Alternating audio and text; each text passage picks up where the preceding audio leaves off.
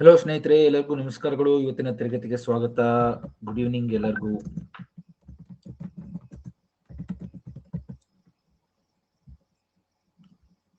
Audio video check ಮಾಡಿ. ಎಲ್ಲರೂ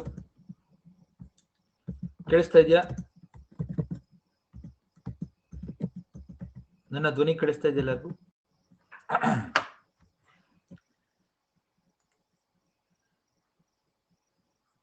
ಎಲ್ಲರಿಗೂ ಇವತ್ತಿನ ತರಗತಿಗೆ ಸ್ವಾಗತ ಸ್ನೇಹಿತರೆ. ನಾನು ನಿಮ್ಮ ಮೋಹನ್ ಕೃಷ್ಣ, ಭೂಗೋಳ ತಜ್ಞ, ಪರಿಸರ ತಜ್ಞ ಮತ್ತು ವಿಪತ್ತು ನಿರ್ವಹಣೆಯಲ್ಲಿ ಕೂಡ ನಾನು ಸಲಹೆಗಾರನಾಗಿ ಕೆಲಸ ಮಾಡ್ತಾ ಇದ್ದೇನೆ. ಇವತ್ತಿನ ತರಗತಿಗೆ ಸ್ವಾಗತ ಎಲ್ಲರಿಗೂ. ತಮ್ಮೆಲ್ಲರಿಗೂ ಗೊತ್ತಿರೋ ಹಾಗೆ ಜಾಗ್ರಫಿ ಮತ್ತು ಎನ್ವೈರನ್ಮೆಂಟ್ ಕೋರ್ಸ್ ನಾವು ಮಾಡ್ತಾ ಇದ್ದೀವಿ. ಸೊ ಸಂಪೂರ್ಣ ಜಾಗ್ರಫಿ ಮತ್ತು ಸಂಪೂರ್ಣ ಪರಿಸರ ಶಾಸ್ತ್ರದ ಎಲ್ಲಾ ತರಗತಿಗಳು ಪ್ರಿಲಿಮ್ಸ್ ಮತ್ತು ಮೇನ್ಸ್ ನಾವು ಮಾಡ್ತಾ ಇದ್ದೀವಿ. ದಯವಿಟ್ಟು ನಿಮ್ಮ ಸ್ನೇಹಿತರಿಗೆ ಹೇಳಿ. ಎಲ್ಲರೂ ನಮ್ಮ QR ಕೋಡ್ನ ಬಳಸಿ ಕೂಡ ಇದನ್ನ ಸೇರಬಹುದು, ಆಯ್ತಾ? ಸೊ ದಯವಿಟ್ಟು ಎಲ್ಲರೂ ನಮ್ಮ ಕೋರ್ಸ್ ಬಗ್ಗೆ ನಿಮ್ಮ ಸ್ನೇಹಿತರಿಗೆ ಹೇಳಿ.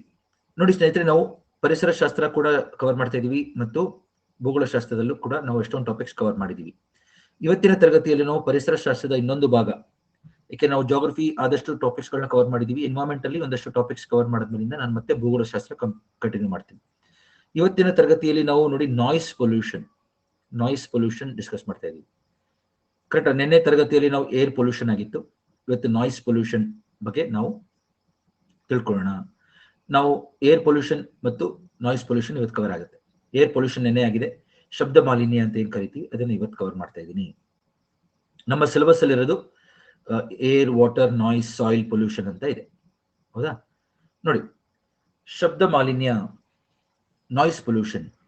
ಸೊ ಎಲ್ಲರೂ ಸಾಮಾನ್ಯವಾಗಿ ನಮ್ಮ ಒಂದು ಇಯರಿಂಗ್ ಏನಿದೆ, ಶ್ರವಣ ಏನಿದೆ, ಅದು ಎಷ್ಟು ಸೂಕ್ಷ್ಮ ಅಂದ್ರೆ ಕೆಲವು ಸತಿ ಅನ್ವಾಂಟೆಡ್ ಸೌಂಡ್, ಅನಾಗತ್ಯ ಶಬ್ದ ಬಂದಾಗ ಅದಕ್ಕೆ ಸಮಸ್ಯೆ ಉಂಟಾಗುತ್ತೆ. ಕರೆಕ್ಟಾ? ಹಿಯರಿಂಗ್ ಏನಿದೆಯಲ್ಲ ಅದು ತುಂಬಾ ಮುಖ್ಯವಾದಂತ ಒಂದು ಅಂಶ ನಮಗೆ. ನಮ್ಮ ಓವರ್ ಆಲ್ ಏನು ಮಾನವ ಅಭಿವೃದ್ಧಿಗಾಗಿರ್ಬೋದು, ಕರೆಕ್ಟಾ, ನಮ್ಮ ಆರ್ಥಿಕ ಅಭಿವೃದ್ಧಿಗಾಗಿರ್ಬೋದು, ನಮ್ಮ ಯೋಗಕ್ಷೇಮ ಆಗಿರ್ಬೋದು, ನಾವು ಇನ್ನೊಬ್ಬರ ಜೊತೆ ಸಂಪರ್ಕ ಮಾಡಲಿಕ್ಕೆ ಬಳಸುವಂತ ಒಂದು ಮುಖ್ಯವಾದಂತ ಒಂದು ನಮ್ಮ ಶ್ರವಣ ಸಂಪನ್ಮೂಲ ಅಂತಾನೆ ಕರಿಬಹುದು. ಎಷ್ಟು ಜನಕ್ಕೆ ಅರ್ಥ ಆಗ್ತಾ ಇದೆ? Hearing is A resource. ಇದನ್ನ ಯಾರು ಅರ್ಥ ಮಾಡ್ಕೋತಾರೆ ಚೆನ್ನಾಗಿ ಅಂದ್ರೆ, ಯಾರಿಗೆ ಶಬ್ದ ಕೇಳೋದಿಲ್ವಲ್ಲ, ಯಾವುದೇ ರೀತಿಯಾದಂತ ಧ್ವನಿ ಕೇಳೋದಿಲ್ವಲ್ಲ, ಅವ್ರಿಗಿದೆ ಅರ್ಥ ಆಗುತ್ತೆ ಚೆನ್ನಾಗಿ. ಕರೆಕ್ಟ್ ಅಲ್ವಾ? ಎಲ್ಲರೂ ಇದ್ರ ಬಗ್ಗೆ ಯೋಚನೆ ಮಾಡಿ ಸ್ವಲ್ಪ. ಸೊ ನಾನು ಇವಾಗ ಏನ್ ಮಾತಾಡ್ತಾ ಇದ್ದೀನಿ ಅದನ್ನೆಲ್ಲ ನೀವು ಅರ್ಥ ಮಾಡ್ಕೋತಾ ಇದ್ದೀರಾ? ನೀವ್ ಹೇಳೋದನ್ನ ನಾನು ಅರ್ಥ ಮಾಡ್ಕೋತಾ ಇದ್ದೀನಿ, ಕೇಳಿಸ್ಕೊತಾ ಇದ್ದೀನಿ ಅಂದ್ರೆ ಅದೊಂದು ದೊಡ್ಡ ಮುಖ್ಯವಾದಂತ ಅಂಶ ಅದು. ಸೊ ಇದರಿಂದ ನಮ್ಮ ಓವರ್ ಆಲ್ ನಮ್ಮ ದೈಹಿಕ ಅಭಿವೃದ್ಧಿ ಆಗಿರ್ಬೋದು, ನಮ್ಮ ಜೀವನದ ಗುಣಮಟ್ಟ ಇದ್ರ ಮೇಲೆ ನಿರ್ಧಾರ ಆಗುತ್ತೆ. ಎಷ್ಟು ಜನ ಅರ್ಥ ಆಗುತ್ತೆ ಇದು? ನಾ ಹೇಳಿದ್ದೇನೆ ಜೀವನದ ಗುಣಮಟ್ಟ ಅಂತ ಇದ್ದೀನಿ ನಾನು. ನಮ್ಮ ಕ್ವಾಲಿಟಿ ಆಫ್ ಲೈಫ್, ಜೀವನದ ಗುಣಮಟ್ಟ ನಮ್ಮ ಧ್ವನಿ ಮತ್ತು ಶ್ರವಣ ಏನಿದೆ, ವಾಯ್ಸ್ ಮತ್ತು ಸೌಂಡ್ ಏನಿದೆ, ಅದ್ರ ಮೇಲೆ ಅವಲಂಬಿಸಿದೆ. ಎಷ್ಟೋ ಸತಿ ನಾವು ಬೇರೆಯವ್ರು ಮಾತಾಡೋದನ್ನ ಅರ್ಥ ಮಾಡ್ಕೊಳಕ್ಕಾಗಲ್ಲ, ಅದು ಕೇಳಿಸ್ಕೊಳಕ್ ಆಗೋದಿಲ್ಲ. ಅವಾಗ ನಾವು ಮತ್ತೆ ಕೇಳ್ತೀವಿ ಏನು ಅಂತ, ಅಥವಾ ಎಷ್ಟೋ ಸತಿ ಕೇಳದೇ ಇಲ್ಲ. ಅವಾಗ ಏನಾಗುತ್ತೆ, ಅದರಿಂದ ನಮ್ಗೆ ಆ ವ್ಯಕ್ತಿಯ ಜೊತೆಗೆ ನಾವು ಏನು ಸಂಪರ್ಕ ಮಾಡ್ತಾ ಇದೀವಿ ಅದನ್ನ ಕಳ್ಕೊತೀವಿ. ಕರೆಕ್ಟ್ ಅಲ್ವಾ? ಯೋಚನೆ ಮಾಡಿದ್ರೆ ಎಷ್ಟೊಂದ್ ಸತಿ ನಮ್ಗೆ ಅನ್ಸುತ್ತದು, ಯಾರೋ ಏನೋ ಹೇಳ್ತಾರೆ, ತುಂಬಾ ಚಿಕ್ಕ ಧ್ವನಿಯಲ್ಲಿ ಹೇಳ್ತಾರೆ, ಅದು ನಮ್ಗೆ ಅರ್ಥ ಆಗದಿದ್ದಾಗ ಏನಾಗುತ್ತೆ, ಒಂದು ರೀತಿ ಅಡಚಣೆ ಉಂಟಾಗುತ್ತೆ. ಕರೆಕ್ಟಾ? ಮಿಸ್ಕಮ್ಯುನಿಕೇಶನ್ ಆಗುತ್ತೆ. ಎಷ್ಟು ಜನಕ್ಕೆ ಇದು ಅನುಭವ ಆಗಿದೆ? ನಾವು ಚಿಕ್ಕವರಿಂದನೂ ಇದನ್ನ ಅನುಭವಿಸ್ತಾ ಬರ್ತಾ ಇದೀವಿ. ಎಷ್ಟೋ ಸತಿ ನಾವು ಕ್ಲಾಸ್ಗಳಲ್ಲಿ ಕೂತಿರ್ತೀವಿ, ಟೀಚರ್ ಹೇಳೋದು ನಮ್ಗೆ ಕೇಳಿಸಲ್ಲ, ಯಾವುದೋ ಒಂದು ನಾಯ್ಸ್ ಇರುತ್ತೆ, ಅಥವಾ ನಾವು ನಮ್ಮ ಕಿವಿ ಇರುತ್ತೆ, ನಮ್ಗೆ ಎಷ್ಟೊಂದು ಶಬ್ದಗಳು ಕೇಳೋದಿಲ್ಲ. ಅವಾಗ ಏನಾಗುತ್ತೆ, ಸೊ ಎಷ್ಟೋ ಸತಿ ನಮ್ಗೆ ನಮ್ಮ ಅಭಿವೃದ್ಧಿಗೆ ಧಕ್ಕೆ ಉಂಟಾಗುತ್ತೆ. Are you able to understand? ನಾ ಹೇಳ್ತಾ ಇರೋದು ಅರ್ಥ ಆಗ್ತಾ ಇದೆ ಎಲ್ಲರಿಗೂ? ಎಷ್ಟು ಸಿಂಪಲ್ ಆಗಿದೆ ಈ ಟಾಪಿಕ್, ಹಂಗೆ ಅಷ್ಟೇ ಸೂಕ್ಷ್ಮವಾದಂತ ಟಾಪಿಕ್ ಇದು. ಸೊ ಶಬ್ದ ಮಾಲಿನ್ಯ ಅನ್ನೋದೇನಿದೆ, ನಮ್ಮ ಇಡೀ ಜೀವನದ ಮೇಲೆ ಪರಿಣಾಮ ಬೀರುತ್ತಿದೆ. ಸೊ ಅನಾಗತ್ಯವಾದಂತ ಶಬ್ದಕ್ಕೆ ನಾವು ನಾಯ್ಸ್ ಅಂತ ಕರಿತೀವಿ. ಅರ್ಥ ಆಯ್ತಾ ಸ್ನೇಹಿತರೆ ಎಲ್ಲರಿಗೂ? ಸೊ ಇದು ಯಾವುದೇ ಒಂದು ಕನ್ಸ್ಟ್ರಕ್ಷನ್ ಆಕ್ಟಿವಿಟಿಯಿಂದ ಬರೋ ಸೌಂಡ್ ಆಗಿರ್ಬೋದು, ಪಟಾಕಿ ಶಬ್ದ ಆಗಿರ್ಬೋದು, ವಾಹನಗಳಿಂದ ಬರುವಂತ ಶಬ್ದ ಆಗಿರ್ಬೋದು, ಅದು ಓವರ್ ಆಲ್ ನಮ್ಮ ಜೀವನದ ಗುಣಮಟ್ಟದ ಮೇಲೆ ಪರಿಣಾಮ ಬೀರುತ್ತೆ. Do you all agree? ಒಪ್ತೀರಾ ಇದನ್ನ? ನಾ ಇವಾಗ ಏನು ಎಷ್ಟು ಹೇಳಿದ್ನಲ್ಲ ಅದ್ರ ಬಗ್ಗೆ ನಿಮ್ಗೆ ಏನ್ ಅಭಿಪ್ರಾಯ ಇದೆ ಹೇಳಿ. ಸೊ ನೀವು ಎಷ್ಟೊಂದು ಸತಿ ನೋಡಿರ್ತೀರಾ, ನಮ್ಗಿಂತ ಎಷ್ಟೊಂದು ಸೂಕ್ಷ್ಮ ಜೀವಿಗಳಿದಾವೆ, ಪ್ರಾಣಿಗಳಿದಾವೆ, ಅವುಗಳ ಮೇಲೂ ಕೂಡ ಶಬ್ದ ಮಾಲಿನ್ಯದಿಂದ ಸಮಸ್ಯೆ ಉಂಟಾಗ್ತದೆ. ಎಸ್ಪೆಷಲಿ ನಮ್ಮ ಮನೆಗಳಲ್ಲಿರುವಂತ ನಾಯಿ, ಬೆಕ್ಕಾಗಿರ್ಬೋದು.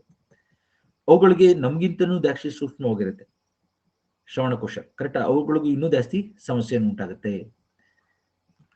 ಎಲ್ಲರಿಗೂ ಕೇಳಿಸ್ತಾ ಇದೆ ಸ್ನೇಹಿತರೆ? Am I able to convey the message? ಇದರದ್ದು ಮುಖ್ಯ ಅಂಶವನ್ನು ನಾನು ಇವಾಗಲೇ ಹೇಳ್ಬಿಡ್ತಾ ಇದ್ದೀನಿ. ಶಬ್ದ ಮಾಲಿನ್ಯ ಅನ್ನೋದೇನಿದೆ ನಮ್ಮ ಓವರ್ ಆಲ್ ಜೀವನದ ಗುಣಮಟ್ಟದ ಮೇಲೆ ಪ್ರಭಾವ ಬೀರುತ್ತೆ ಅಂತ ಹೇಳ್ತಾ ಇದ್ದೀನಿ. ನಮ್ಮ ಆರೋಗ್ಯದ ಮೇಲೆ ಪ್ರಭಾವ ಬೀರುತ್ತೆ ಅಂತ ಇದ್ದೀವಿ. ಒಂದು, ನಮಗೆ ಸರಿಯಾಗಿ ಕೇಳದೇ ಇದ್ದಾಗ ಒಂದು ಮಿಸ್ಕಮ್ಯುನಿಕೇಶನ್, ಸರಿಯಾದ ಒಂದು ಸಂಪರ್ಕ ಆಗೋದಿಲ್ಲ ಆ ವ್ಯಕ್ತಿಯ ಜೊತೆಗೆ. ಇನ್ನೊಂದು, ತುಂಬಾ ಜಾಸ್ತಿ ಸೌಂಡ್ ಬಂದಾಗ ಏನಾಗುತ್ತೆ, ಅದರಿಂದ ನಮಗೆ ಇಯರಿಂಗ್ ಲಾಸ್ ಆಗ್ಬೋದು, ಆಂಗ್ಸೈಟಿ ಹೆಚ್ಚಾಗ್ಬೋದು. ಕರೆಕ್ಟಾ? ಜೊತೆಗೆ ಹಾರ್ಟ್ ಬೀಟ್ ಹೆಚ್ಚಾಗ್ಬೋದು, ಬ್ಲಡ್ ಪ್ರೆಷರ್ ಹೆಚ್ಚಾಗ್ಬೋದು, ಹಾರ್ಟ್ ಸಮಸ್ಯೆಗಳು ಬರ್ಬೋದು. ಇದರಿಂದ ನಮ್ಮ ನಿದ್ದೆ ಹಾಳಾಗ್ಬೋದು. ಕರೆಕ್ಟಾ? ನಿದ್ದೆಯ ಗುಣಮಟ್ಟ ಹಾಳಾಗ್ಬೋದು. ಇದರಿಂದ ಎಷ್ಟೊಂದು ಸಮಸ್ಯೆಗಳು ಉಂಟಾಗುತ್ತದೆ ಶಬ್ದ ಮಾಲಿನ್ಯದಿಂದ. ಸೊ ನಾವು ಸುತ್ತಮುತ್ತ ಇರುವಂತಹ ಜಾಗದಲ್ಲಿ ಶಬ್ದ ಮಾಲಿನ್ಯ ಸತತವಾಗಿದ್ರೆ ಏನಾಗುತ್ತೆ, ನಾವು ಹೋಗ್ತಾ ಹೋಗ್ತಾ ಏನಾಗುತ್ತೆ, ನಮ್ಗೆ ಹಿಯರಿಂಗ್ ಲಾಸ್ ಆಗುತ್ತೆ. ಕರೆಕ್ಟಾ? ಯಾವುದೇ ರೀತಿಯಾದ ಶಬ್ದ ಆಗ್ಲಿ, ಧ್ವನಿ ಆಗ್ಲಿ ನಾವು ಕೇಳದೇ ಇಲ್ಲ ನಮಗದು. ಸೊ ವಯಸ್ಸಾದವರಲ್ಲಿ ಅದೊಂದು ದೊಡ್ಡ ಸಮಸ್ಯೆ. ಎಸ್ಪೆಷಲಿ 50ರ ಮೇಲೆ ಎಷ್ಟೋ ವ್ಯಕ್ತಿಗಳಿಗೆ ಇದು ಶಬ್ದ ಕೋಶ ಹೋಗಿ ಎಷ್ಟೋ ಜನಗಳಿಗೆ ಇದು ಸಮಸ್ಯೆಯನ್ನು ಉಂಟಾಗ್ತಾ ಇದೆ, ಗೊತ್ತಲ್ಲ? ಸೊ ಆಸ್ ಅ ರಿಸಲ್ಟ್ ಇದು ತುಂಬಾ ಮುಖ್ಯವಾದಂತ ಅಂಶ ಇದು. ಸೊ ಶಬ್ದ ಮಾಲಿನ್ಯ ಅಂದ್ರೆ ಏನು ಅಂತ ಗೊತ್ತಾಗಿದ್ದೆಲ್ಲ, ಅನಗತ್ಯವಾದಂತ ಧ್ವನಿ. ಸೊ ನಾಯ್ಸ್ ಅಂದ್ರೇನು? Unwanted sound.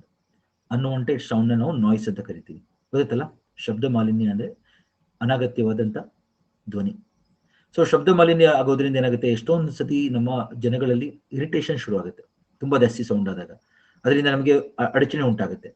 ಕರೆಕ್ಟಾ? ಹಿಯರಿಂಗ್ ಲಾಸ್ ಆಗುತ್ತೆ, ಶ್ರವಣ ಹಾನಿ ಅಂತ ಕರಿತೀವಿ ನಾವು, ಅದನ್ನ ಉಂಟಾಗುತ್ತೆ. ಸೊ ಸಾಮಾನ್ಯ ಚಟುವಟಿಕೆಗಳಲ್ಲಿ ಅಡ್ಡಿ ಆಗುತ್ತೆ. ಕರೆಕ್ಟಾ? Disturb normal activities. ಸೊ ಇದು ಒಂದು ದೊಡ್ಡ ಸಮಸ್ಯೆ ಅಂತ ಹೇಳಿ ನಾನು ಪರಿಗಣಿಸ್ತಾ ಇದ್ದೀನಿ. ಸೊ ನೀವು ನೋಡಿ, ಯಾವುದೇ ಒಂದು ಕಡೆ ಶಬ್ದ ಮಾಲಿನ್ಯ ಅಂದ ತಕ್ಷಣ ಅದನ್ನ ನಾವು ಯಾವ ರೀತಿ ಮೆಜರ್ ಮಾಡ್ತೀವಿ ನೋಡಿ. ಶಬ್ದ ನಾವು ಏನಾದ್ರು ಅದರ ಇಂಟೆನ್ಸಿಟಿ, ಸೌಂಡ್ ಇಂಟೆನ್ಸಿಟಿ ಬಗ್ಗೆ ಮಾತಾಡಿದಾಗ ಅದನ್ನ ಡೆಸಿಬಲ್ಸ್ ಅಲ್ಲಿ ಮೆಜರ್ ಮಾಡ್ತೀವಿ. ಸೌಂಡ್ ಇಂಟೆನ್ಸಿಟಿಯನ್ನು ನಾವು ಡೆಸಿಬಲ್, ಡಿಬಿ, ಡೆಸಿಬಲ್ ಇಲ್ಲಿ ಕೊಟ್ಟಿದ್ದೀನಿ ಸ್ಪೆಲ್ಲಿಂಗ್, ಡೆಸಿಬಲ್, ಡೆಸಿಬಲ್ ಅಲ್ಲಿ ಮೆಜರ್ ಮಾಡ್ತೀವಿ. ಹಂಗೆ ಸೌಂಡ್ ಫ್ರೀಕ್ವೆನ್ಸಿ ಬಗ್ಗೆ ಮಾತಾಡ್ಬೇಕಾದ್ರೆ ನಾವು ಹರ್ಟ್ಸ್ ಯೂಸ್ ಮಾಡ್ತೀವಿ, ಯೂನಿಟ್. ಕೇಳಿದ್ರಲ್ವ ಎಲ್ಲರೂ? ಫ್ರೀಕ್ವೆನ್ಸಿ ಬಗ್ಗೆ ನಾವು ಮಾತಾಡಿದಾಗ ಹರ್ಟ್ಸ್ ಯೂನಿಟ್ ಯೂಸ್ ಮಾಡ್ತೀವಿ, ಕರೆಕ್ಟಾ? ಹಂಗೆ ಇಂಟೆನ್ಸಿಟಿ ಬಗ್ಗೆ ಮಾತಾಡ್ಬೇಕಾದ್ರೆ ಡೆಸಿಬಲ್ ಯೂಸ್ ಮಾಡ್ತೀವಿ. ಸೊ ಯಾವಾಗ ನಮಗೆ 0 to 140 ಡೆಸಿಬಲ್ ನಲ್ಲಿ ನಾವು ಸೌಂಡ್ ರೇಂಜ್ ನ ಮೆಜರ್ ಮಾಡ್ತೀವಿ, 0 to 140, ಆಯ್ತಾ? ನಾವು ಕೆಟ್ಕೊಳ್ಳಿ. ಸೊ 0 to 140 ಡೆಸಿಬಲ್ ಅಲ್ಲಿ ನಾವು ಸೌಂಡ್ ನ ಮೆಜರ್ ಮಾಡ್ತೀವಿ, ಇಂಟೆನ್ಸಿಟಿನ. ಹಂಗೆ ಫ್ರೀಕ್ವೆನ್ಸಿ ನಲ್ಲಿ ಬಂದಾಗ ನಮಗೆ 20 ಹರ್ಟ್ಸ್ ಇಂದ 20,000 ಹರ್ಟ್ಸ್ ವರೆಗೂ ನಮಗೆ ಕೇಳುತ್ತೆ. 20 to 20,000 ಹರ್ಟ್ಸ್, ಗೊತ್ತಾಗ್ತಿದೆ ಎಲ್ಲರಿಗೂ? 20 to 20,000 ಹರ್ಟ್ಸ್ ವರೆಗೂ ನಮಗೆ ಕೇಳುತ್ತೆ. ಲೆಸ್ ದೆನ್ 20 ಡೆಸಿಬಲ್ ಕೇಳಲ್ಲ, ಮೋರ್ ದೆನ್ 20,000 ಹರ್ಟ್ಸ್ ಕೇಳಲ್ಲ ನಮಗೆ, ಆಯ್ತಾ? ಸೊ ನಾವು ಕೆಟ್ಕೊಳ್ಳಿದ್ದೇನೆ. ಸೊ ಈ ಡೆಸಿಬಲ್ ಚಾರ್ಟ್ ಅಲ್ಲಿ 0 to 140 ಡೆಸಿಬಲ್ ನಾನು ಮೆಜರ್ ಮಾಡಿದಾಗ ಯಾವುದೇ ಒಂದು ಧ್ವನಿ 75 ಡೆಸಿಬಲ್ ಕ್ರಾಸ್ ಮಾಡಿದ್ರೆ ಅದನ್ನ ನಾವು ಸೌಂಡ್ ಅಂತ ಕರಿತೀವಿ, ಅದನ್ನ ಹಾರ್ಮ್ಫುಲ್ ಅಂತ ಕನ್ಸಿಡರ್ ಮಾಡ್ತೀವಿ. ಸೊ 75 ಡೆಸಿಬಲ್ಗಿಂತ ಜಾಸ್ತಿ ಏನೇ ಒಂದು ಸೌಂಡ್ ಬಂದ್ರು it's going to harm us, ನಮಗೆ ತೊಂದರೆ ಉಂಟಾಗುತ್ತದೆ. ನಾವು ಕಟ್ಕೊಳ್ಳೋದಿನ 75 ಡೆಸಿಬಲ್ಗಿಂತ ಜಾಸ್ತಿ ಬಂದಾಗ, ಮೀರಿದಾಗ ನಮಗೆ ಅದು ಹಾನಿ ಉಂಟಾಗುತ್ತೆ. ಅದೇ 120 ಡೆಸಿಬಲ್ ಎಲ್ಲ ಆದಾಗ ಅದರಿಂದ ತುಂಬಾನೇ ಸಮಸ್ಯೆ ಆಗುತ್ತದೆ, ಹಾರ್ಟ್ ಅಟ್ಯಾಕ್ ಆಗೋದೆಲ್ಲ ಆಗ್ಬೋದು, ಕರೆಕ್ಟಾ? ಸೊ ದಿನದಲ್ಲಿ, ಹಗಲಿನಲ್ಲಿ 65 ಡೆಸಿಬಲ್ಗಿಂತ ಕಡಿಮೆ ಇರಬೇಕು ಶಬ್ದ, ನಮಗೆ ನಾರ್ಮಲ್ ಅಂತಾರೆ. ರಾತ್ರಿ ಹೊತ್ತು 30 ಡೆಸಿಬಲ್ಗಿಂತ ಕಡಿಮೆ ಇದ್ರೆ ಒಳ್ಳೇದು. ಕೆಲವೊಮ್ಮೆ ಏನಾಗುತ್ತೆ, ನಾವು ರಾತ್ರಿ ಹೊತ್ತು ಸೌಂಡ್ ಜಾಸ್ತಿ ಆದಾಗ ಏನಾಗುತ್ತೆ, ನಮ್ಮ ನಿದ್ದೆ ಹಾಳಾಗುತ್ತೆ, ಇರಿಟೇಷನ್ ಆಗುತ್ತೆ, ಕರೆಕ್ಟ್ ಆಂಗ್ಸೈಟಿ ಎಷ್ಟಾಗುತ್ತೆ, ಎಷ್ಟೊಂದು ಜನ ಗಾಬರಿ ಆಗುತ್ತೆ, ಅವೆಲ್ಲ ಉಂಟಾಗೋದು ನಾವು ನೋಡಿದೀವಿ. ಶಬ್ದ ಮಾಲಿನ್ಯ ಅಳಿಯುವುದು ಯಾವ ರೀತಿ ಅಂತ ಹೇಳಿದ್ದೀನಿ ನಾನೀಗ. ಎಷ್ಟು ರೇಂಜ್ ಏನು? 0 ಡೆಸಿಬಲ್ ಟು 140 ಡೆಸಿಬಲ್ ರೇಂಜ್ ಅಲ್ಲಿ ನಾವು ಮೆಜರ್ ಮಾಡ್ತೀವಿ, ಆಯ್ತಾ? ಸೊ ಲೆಸ್ ದೆನ್ 65 ಡೆಸಿಬಲ್ ಇದ್ರೆ it's normal, very good during the day. 30 ಡೆಸಿಬಲ್ಗಿಂತ ಕಡಿಮೆ ಇರಬೇಕು ರಾತ್ರಿ ಹೊತ್ತು, ಓಕೆ? ಅದು ಯಾವಾಗ ಡೆಸಿಬಲ್ ಸೌಂಡ್ ಜಾಸ್ತಿ ಆಗುತ್ತೆ, 75ಗಿಂತ ಜಾಸ್ತಿ, ಅದನ್ನ ನಾವು ನಾಯ್ಸ್ ಅಂತ ಕರಿತೀವಿ. ಯಾರು ಹೇಳಿರೋದು ಇದನ್ನ? WHO, ವರ್ಲ್ಡ್ ಹೆಲ್ತ್ ಆರ್ಗನೈಸೇಷನ್ ಅವ್ರ ಪ್ರಕಾರ 75 ಡೆಸಿಬಲ್ಗಿಂತ ಜಾಸ್ತಿ ಆದ್ರೆ, ಮೀರಿದ್ರೆ ಅದನ್ನ ನಾವು ಶಬ್ದ ಅಂತ ಕರಿತೀವಿ, ನಾಯ್ಸ್ ಅಂತ ಕರಿತೀವಿ. ಗೊತ್ತಾಗ್ತಿದೆ ಎಲ್ಲರಿಗೂ? 75 decibel and above is considered as noise. ಇದನ್ನ ಪ್ರಿಲಿಮ್ಸ್ ಅಲ್ಲಿ ಕೇಳ್ತಾರೆ. ಪ್ರಿಲಿಮ್ಸ್ ನಲ್ಲಿ ಇದೇ ಒಂದು ಕ್ವಶನ್ ಆಗಿ ಬರ್ಬೋದು, ಅಥವಾ ನಿಮ್ಮ